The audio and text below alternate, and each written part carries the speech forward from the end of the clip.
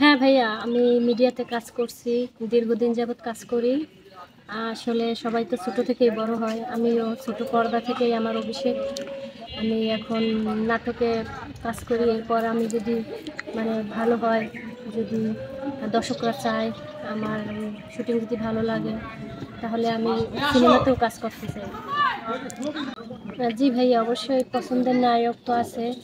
বাংলাদেশের একজনই সুপারস্টার শাকিব খান, সে আমার পছন্দের নায়ক। তার সাথে যদি আমার সিনেমা করার সুযোগ হয়, আমি অবশ্যই সিনেমা করব। এটা হচ্ছে মানুষের ভুল ধারণা। শাকিব খান হচ্ছে সুপারস্টার, তার সাথে সিনেমা করার সব নায়িকাদেরই স্বপ্ন, সবারই ভালো লাগে। আমিও সিনেমা করতে চাই।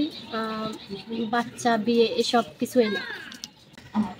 না, বউ হওয়ার ব্যাপারে আমি কখনোই চিন্তা করি না। বউ হওয়ার ইচ্ছেও নাই। অনেকে বলে ৯ নম্বর সিরিয়াল, ১০ নাম্বার, যদি হয় ওইরকম তাহলে ওই অনেক সমস্যা নেই। ৯-১০, সমস্যা কি?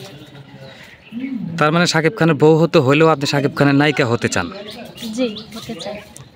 শাকিব খান বাংলাদেশের সুপারস্টার, সেটা আমরা সবাই জানি। তার সাথে সিনেমা করতে সবারই ভালো লাগে, আমারও ভালো লাগে। আসলে ভালো লাগা থেকে আর দর্শকেরও চাহিদা আছে।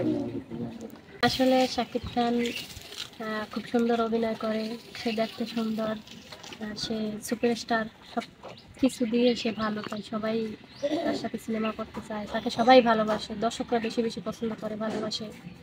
শাকিব খান অপু বিশ্বাস, এই জুটি বেছে নেবে। সাথে আপনি থাকবেন? জি ভাইয়া। তো বুবলিকে কেন নয়? আসলে বুবলিও ভালো। বুবলি ভালো অভিনয় করে, ভালো অভিনেত্রী, গুণী অভিনেত্রী, তার কথা বলছি না, কারণ এখানে তো একটা জুটি আমাকে পছন্দ করতে হবে। সেও ভালো, বুবলি ভালো অভিনয় করে, তাকে নিচ্ছি না, নিচ্ছি অপু বিশ্বাস আর শাকিব খান, এই জুটি তো সবসময়।